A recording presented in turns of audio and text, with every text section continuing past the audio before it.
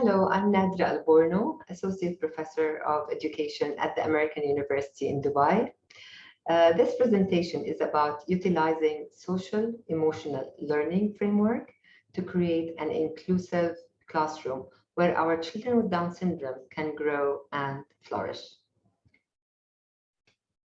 I would like to start my presentation with an exercise.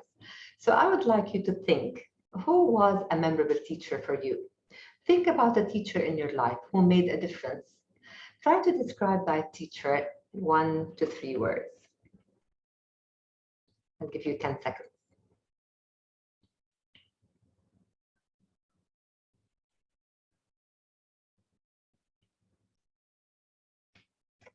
Okay, that was actually a research for one of my students. Her name was Kinda Jabari, who is a teacher and graduated in 2020 as a Master's of Education alumna. And she did this research with 200 of her colleagues, where she asked them the same question. And she created this word cloud from the answers. Now notice what are the biggest words, because they are the most recurring words.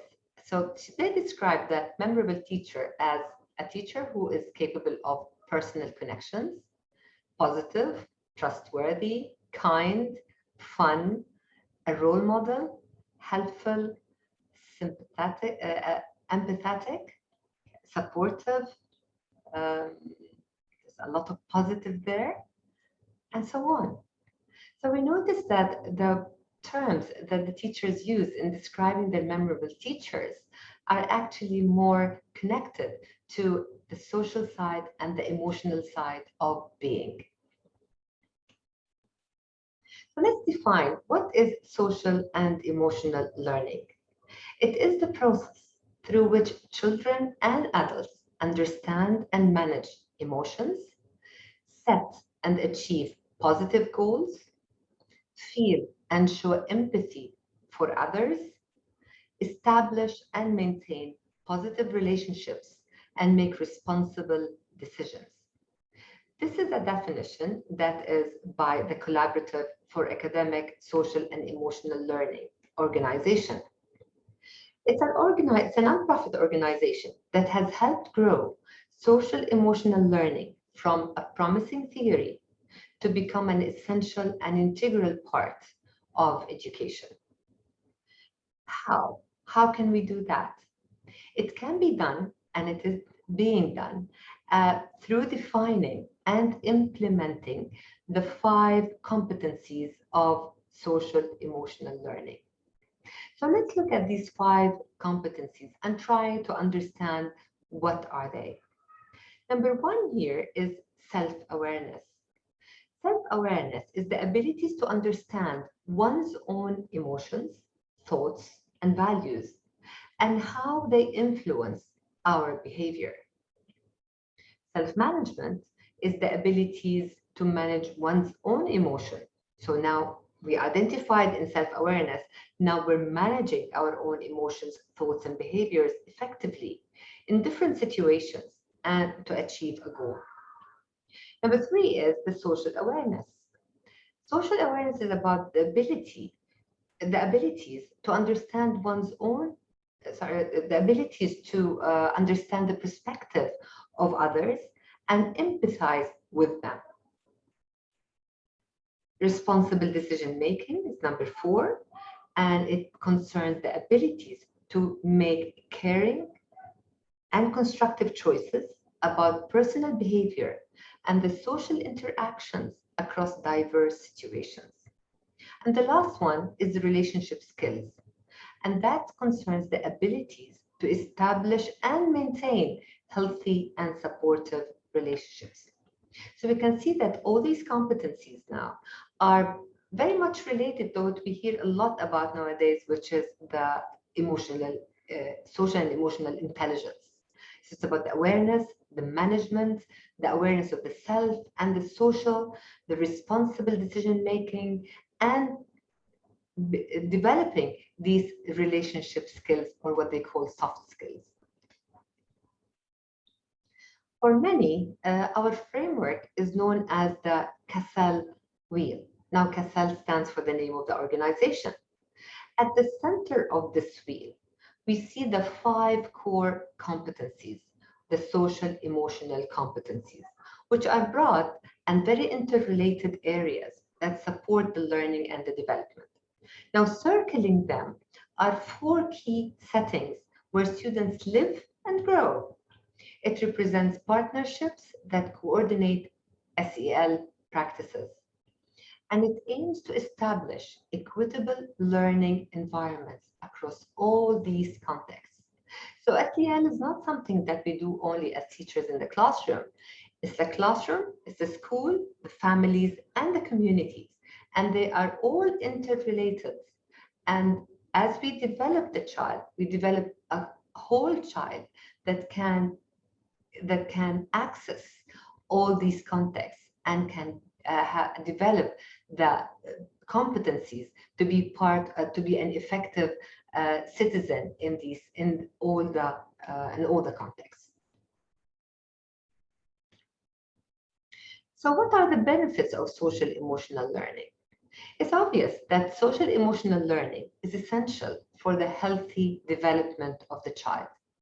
It also promotes educational equity. Why? Because it's creating an authentic school, family, community partnerships. SELs also can help empower children and adults to co-create the safe, healthy, and just schools and communities where all children of all abilities can thrive. I like very much this quote by Eric Jensen, where he says, the most significant learning occurs when emotions are integrated with instruction because all body systems are united. So the focus on curriculum and the focus on assessments and the focus on academics is actually counterproductive if we do not care about the social and the emotional growth of the child. So now that we understood what is the SEL, what are the SEL competencies, and the definition and how are they related, now it is time to look at what are the strategies that teachers can use to support children with Down syndrome.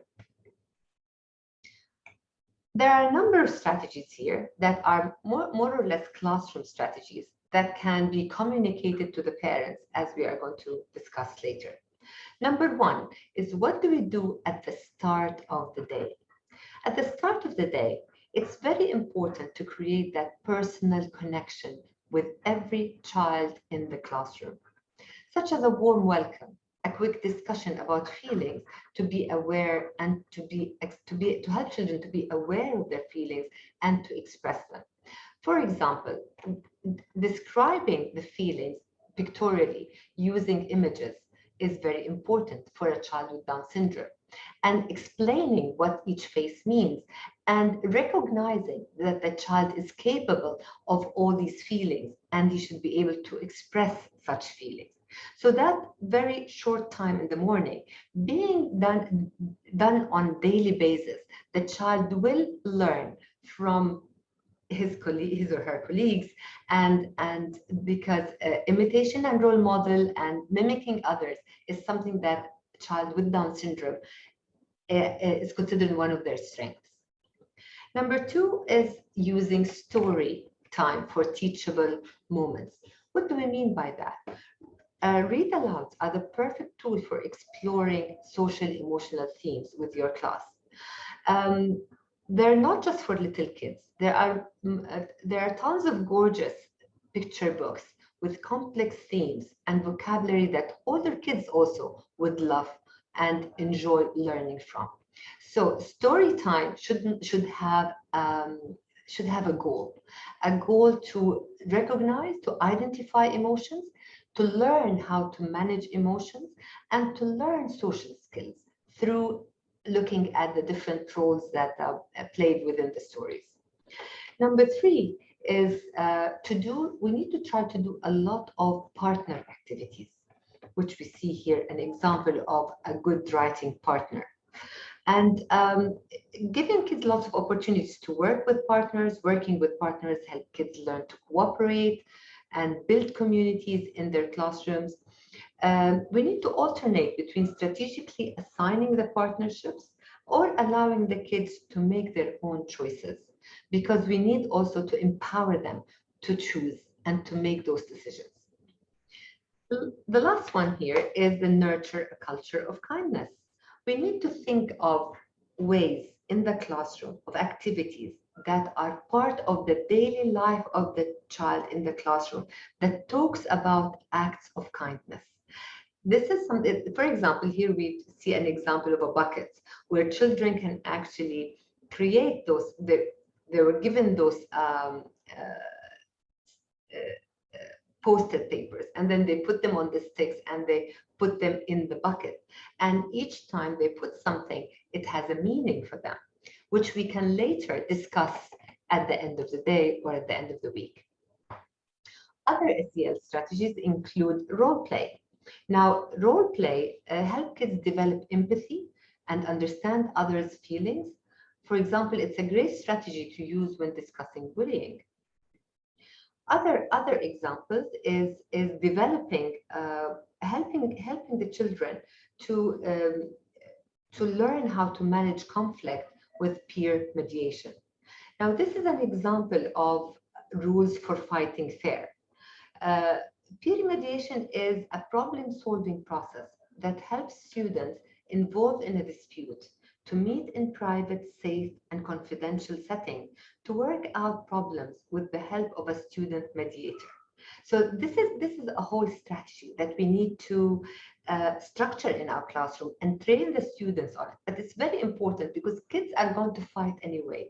If we can help the children to learn to fight fairly by listening to the other, respecting the other's view, attacking the problem, not the person, and then take responsibility of actions and bringing in a mediator, then the kids learn how to solve problems and how to solve conflicts. Another strategy is having that corner in the classroom, which is a quiet corner, that the child knows that when he recognizes a negative feeling of anger, of disappointment, of tiredness, there's a place where they can feel that their feeling is validated. It is okay to have such feeling, but go and sit somewhere where we can have ways for that child to express their feelings. Maybe it is to have some stress balls, or to have a paper to write down their feelings, or to draw their feelings, or maybe just to sit and think and reflect, so then later they can speak with the teacher. All these are ways of helping the children to recognize, identify their feelings, and learn to deal and manage with them. Another thing is to develop vocabulary. And this can be through creating such posters. For example, this poster is about building resilience, is about understanding that there is nothing called failure. It is always when we make a mistake or when we do not succeed in something, it's only a way of learning. And when we make mistakes, we are not the mistakes we make, but it is a way of moving forward. We put such posters and we train the students to use the words in these posters because we are trying to train them to use this vocabulary. And having them up on the wall and referring to them and talking about them can help the kids to develop that language. The last one here is, what do we do at the end of the day? At the end of the day, usually it's everybody's frustrated and is in a hurry and wanting to finish. But what we need to do at the end of the day is to have a moment for consolidation, a few moments to reflect on that day. What happened in that day? It's like a check-in. The same way we had a check-in at the beginning of the day, we need to have a check-in at the end of the day. How students can express their feelings, they can talk about what went well, what did not go well, they can read their kindness notes, they can set goals for the next day. So this way, the child goes home, even if it was a bad day, he had the chance to reflect on the day and to consolidate the day in a positive way. Now, we need to understand the child with Down syndrome, that the child with Down syndrome has a special learning profile. But unfortunately, a lot of the when teachers and coordinators and special ed, they speak about children with Down syndrome, they speak a lot about the difficulties and the weaknesses. It's important to identify the strength of the child with Down syndrome, and there are very important positive strengths. So in the middle here, I see that the pupil with Down syndrome is a visual learner, is a kinesthetic learner, has the desire and the ability to learn, loves imitating and taking cues from peers. So role models, having role models around is very important. A child who is empathetic and social by nature. And the one of the most important thing is that they are strong visual learners and they have strong visual learning skills, which we should use these strengths in order to address the difficulties of having visual difficulty, auditory difficulty, speech and language, short-term auditory memory, and then the fine and gross. There are strategies for all these, but what I want to emphasize today is the importance of using the strong social emotional skills of the child with Down syndrome, developing these because they are a point of strength so that we can use them to help address all the difficulties, to help the child develop and learn and grow. Right, now the next question that we have is, how can teachers support the parents? If you remember in the Kassalvi, we said that there's a relationship, and it's very important, the relationship between the parents and the teachers, or the teachers and the caregivers. It's very important because it's creating those sort of safety wheels that encompass the development of that child. This is a study by Josa and Berthelsen, which a study that asked parents about how can teacher support parents. But in order to see how can we support parents, it's very important to understand what are the parents' conception of parenting a child with Down syndrome. We will not be able to help the parents and support the parents if we do not understand their perspectives and their experiences. So the family experience in parenting a young child with Down syndrome is very important, and it is influenced by many factors and many categories. A very important category is the ethnicity and the culture of the parent or of the family. So this model shows the various categories that influence a family's experience. It also represents a bidirectional influences between these categories. So I need to, as a teacher, if I want to support the parents, I need to understand the family dynamics of that child. Who is the actual carer of that child? And to make sure that I create a working relationship with that particular person.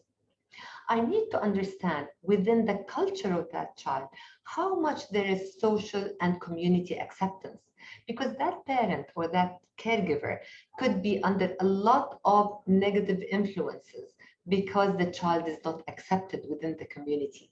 As a teacher, if I understand that, then I can help the child, give the child skills, and talk with the parent to give them skills to understand how to navigate such negative influences. We need to understand what are the formal services and the informal services that are available for that family. Again, to maximize the use of such services. These services could be family members, could be a community center, could be any kind of societies that this family knows, or if they don't know, maybe we can introduce them to such societies that they can become members of. The social support that is available for the family, and then what are the parents' expectations and practices, it's very important to understand their expectations, because only by knowing their expectations, then we can define that relationship. Because sometimes the expectations might be too high or they might be too low. So we need to actually have that very active relationship with the parents, to work with, to be on the same page, to have similar expectations for the child so that we can work together. And the next thing is the opposite now. What is the role of the parents in order to support the child with Down syndrome? The role of the parents, number one, sometimes I like to speak about the 3 C's. The 3 C's are communication, consistency, and collaboration. Now, communication is the heart of the matter. Parents need to communicate with the teachers. The teachers need to open those channels so the parent can have that conversation with the teacher and decide on what is the best communication channel we need. Do I prefer messages? Do I prefer emails? What is the teacher capable of giving? Also, we need to find a working relationship here, because we are both, whether the parent or the teacher, we're both overwhelmed with the amount of work that we have to do.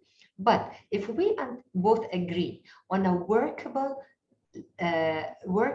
line of communication, and we keep on focusing on that, then there won't be missing messages along the way.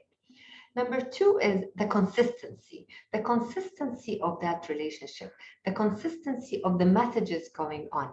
So I get a message, I reply to that message. The clarity and the transparency is very important. Parent role is a full transparency with the teacher, a full transparency about what is exactly happening within the community, about the culture where this child is growing up. And being authentic, being clear, being honest will only be the only way to help this child flourish. Number 3 is that the collaboration has to be based on data collection. As a parent of a child with Down syndrome, I need to collect data and I need to document the growth of my child. I need to document the very tiny, small steps that the child makes. Every little step is a growth, and that needs to be acknowledged by the teacher. Teacher will only know if I tell her. So if the child is actually growing and doing something at home that is different, then I need to recognize it. I need to be able to document it and share it with the teacher. As we can see, in an SAL environment, the parents and the teacher are actually the fundamental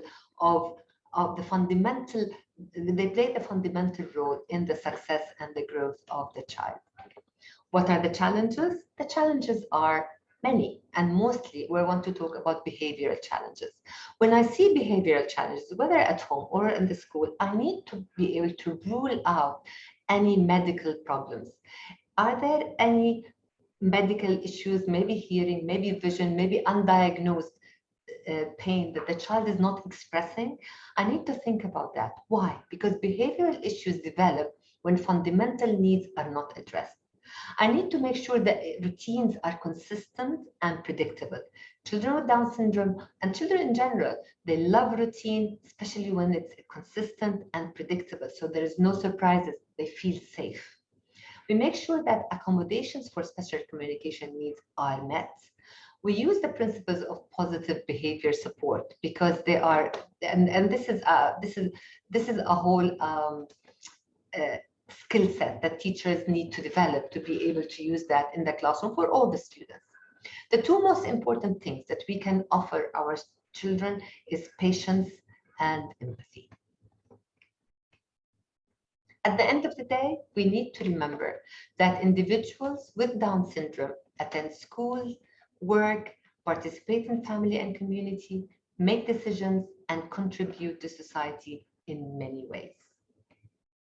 And these are all pictures of children who has been very well supported so that they actually managed to succeed in their life. Thank you very much for listening. I hope that was useful. Please feel free to communicate with me. These are my communication channels. And I leave you with this quote: when students feel safe and supported, they are truly ready and able to learn. Thank you very much.